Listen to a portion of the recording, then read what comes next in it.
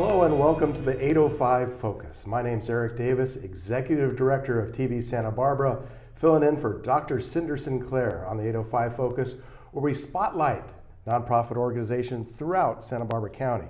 The 805 Focus runs Monday through Friday from 5 to 6 p.m. on TV Santa Barbara, Channel 17.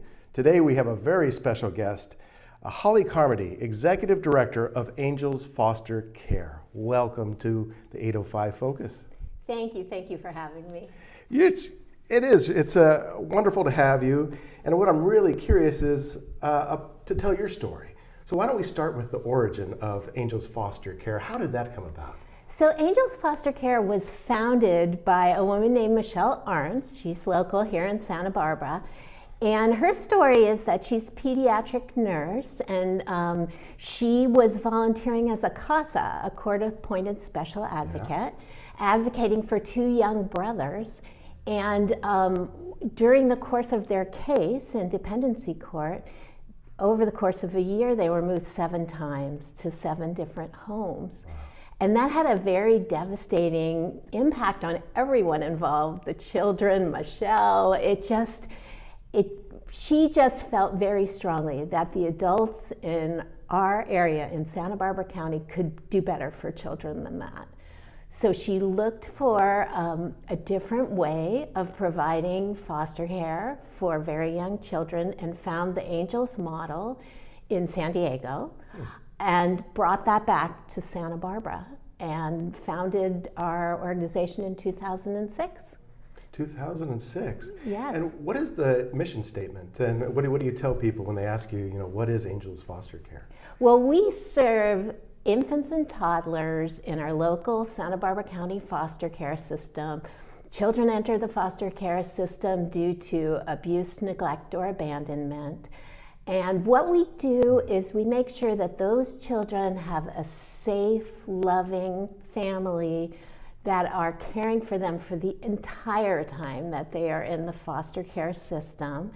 And if they need a forever family, our Angels families step up and adopt the children. So we are, what we are actually doing is a few different things. We look for families, we screen them, we train them, and we intensively support our Angels Foster Care families so that they are successful in their foster care journey with their Angels children. I'm going to try not to get emotional on this, but it is. So Holly, tell me about these families. It's got to take such a special heart to be, an angel. Tell me about them, and if you have any stories you can share with the viewers, go ahead. Sure, I couldn't agree more. Our families are angels, and they really focus on the well-being of the children, and they have special hearts. I agree with you 100%. I can tell you the story of a little baby that we placed recently, and I'm going to use names that are not the real names because we have to worry about confidentiality. So little Johnny was born here at Cottage Hospital, and unfortunately he was exposed to opioids in utero, so he was born early, and he was very small when he was born, and he ended up needing to spend some time in the intensive care, neonatal intensive care unit, the NICU. And we had a wonderful Angels couple who had been trained and were ready to go. I'm going to call them Joan and Paul. Joan and Paul visited little Johnny in the hospital every day for the entire time he was at Cottage. They bonded with him, and so they already had a relationship started with little Johnny by the time he took them home. They have other children in their family. The children loved little Johnny. The whole family just showered him with love and care. And they were also very supportive of Johnny's father, who was dealing with substance addiction issues. The primary goal of foster care is to reunify children with their families if the parents can deal with whatever issue caused the child to not be in a safe situation. And so if that can happen safely, that's the first choice. And our Angels families are very supportive. We're always rooting for parents to deal with their issues and reunify when it's safe. And so for about a year, little Johnny's father visited him. Our Angels social work staff supervised every visit, reported back to the Angels family. Johnny's dad did better and better and got a job. And I'm happy to report for little Johnny that he was able to reunify with his father. This is what I find especially heartwarming, is that Joan and Paul and their family, they still have a relationship with little Johnny. And when little Johnny's father needs childcare for his work, and if it's on a weekend, that family is happy to have Johnny come, and their children just love on him, and they're a team. Everybody is there rooting for Johnny, and that's what Angels is all about. Making sure that these children have the best possible environment during a tough time in their lives, and that they thrive. So Johnny's got 2 families now. He does. How lucky. His dad has an extra support system that he didn't have before. And that family is open to another placement. And the next child might end up staying with them and having Joan and Paul be their forever parents, depending on how that case goes. So it's just the best possible situation for vulnerable infants and toddlers who are in foster care in Santa Barbara County. So tell me how this all works. How do you find these families? How do you find the kids in need? Take us through the journey a little bit. Sure. So we do a lot of outreach through community events. We do advertising, but the main source of finding families is word of mouth. Mm-hmm. So Angels families talk to their friends about their Angels experience, and that's what we find when we ask new Angels parents what motivated them to look into this further. It's usually knowing a family that's done this in the past. And that's wonderful because, again, the support systems are stronger when families can talk to each other about the struggles and the challenges, so that it all works very well in that way. So what happens is a family will inquire about becoming an Angel's parents, and then they go through an application process. We have some special requirements above and beyond what is required in traditional foster care. We do ask families to commit to staying with their child for the entire time that infant or toddler is in foster care. Again, because our goal is to keep children in one stable home. So our families make that commitment up front.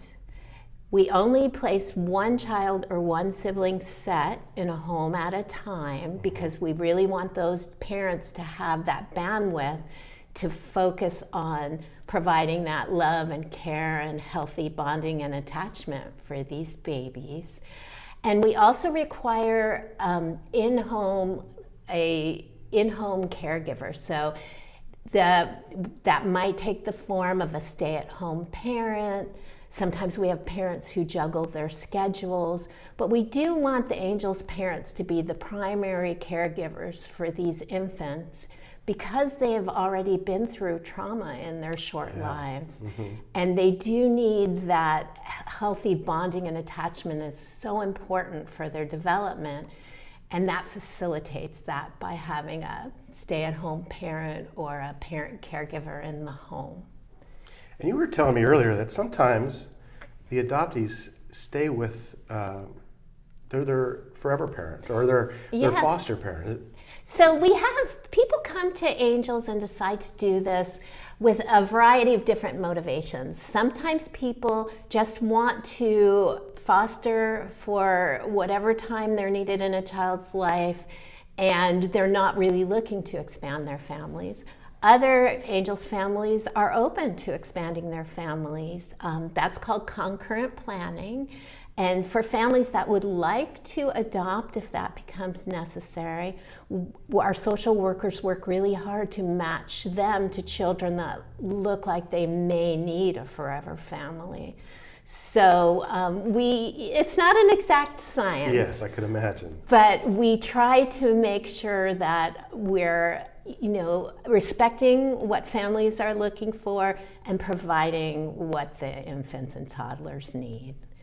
And then you had asked about how the babies come to us. Yes. So when babies enter the foster care system, they have a case in child dependency court, and they also have a caseworker in child welfare services. And what happens is we get a call referring the baby, asking, do we have a family? Do we have a lovely couple like Paul and Joan who are ready for a baby that might have been detained that night or that day? And our social workers find out about the baby and then call our parents who've already been screened and trained and approved and talk to them and give them as much information as we have about that little child. And then our parents say, yes, we're up for it, and we match that child to an Angels family. What a special day that must be. It is. That, and for children who do go on to adoption days are very special as well. And you serve all of Santa Barbara County, or what's the region that you guys? We do.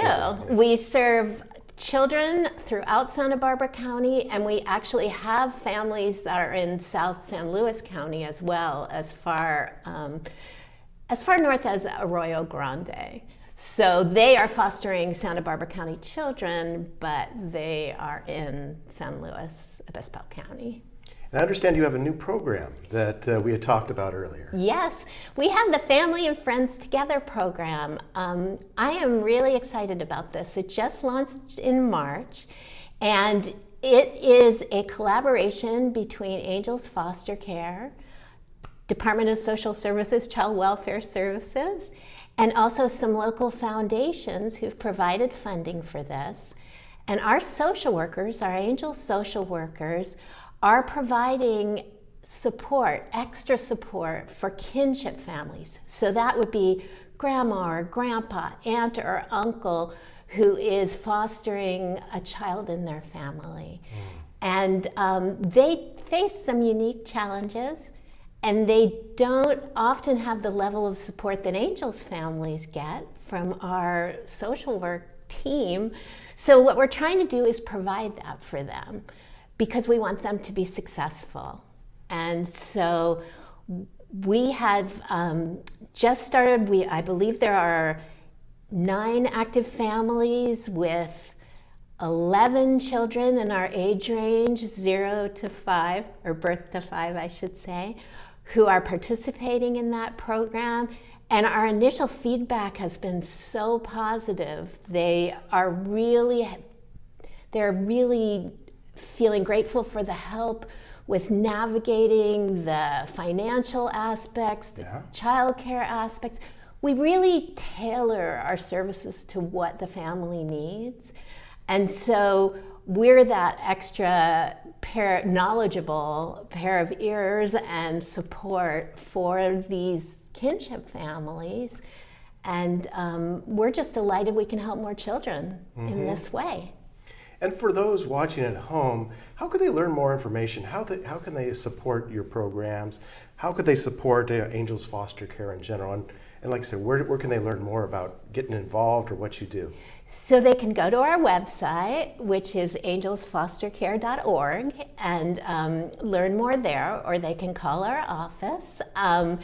Also, we have events throughout the year. We have an annual event called El Fresco in Santa Barbara, and we have one called Sip and Support up in Santa Maria. That's an excellent way to learn more, and the information about that is on our website too. And we're always looking for families that want to foster, learn more about fostering. I encourage anyone who's curious to get in touch with us.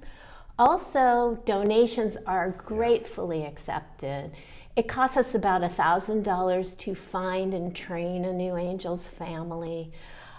It costs us a couple of $200 to buy a safe car seat for the baby, for the Angels families. We'll use $100 would help us buy diapers for a baby for a month. So whatever whatever's comfortable for donors, we encourage them to donate. We also have volunteer opportunities. So I just want to encourage anyone who's interested in Angels foster care to reach out to us, and we'll find a way for you to help. Well, this is a beautiful story, and you're a 501c3 nonprofit organization. We are. So the donations are tax deductible. They absolutely are. And so far we've served 310 children. Really? Since 2006? We have. Wow. And we can't wait to serve more, and I hope that folks who are seeing this interview will be inspired to reach out to us. And how many families or kids annually do you work with? So we work with the 25 to 30 children annually.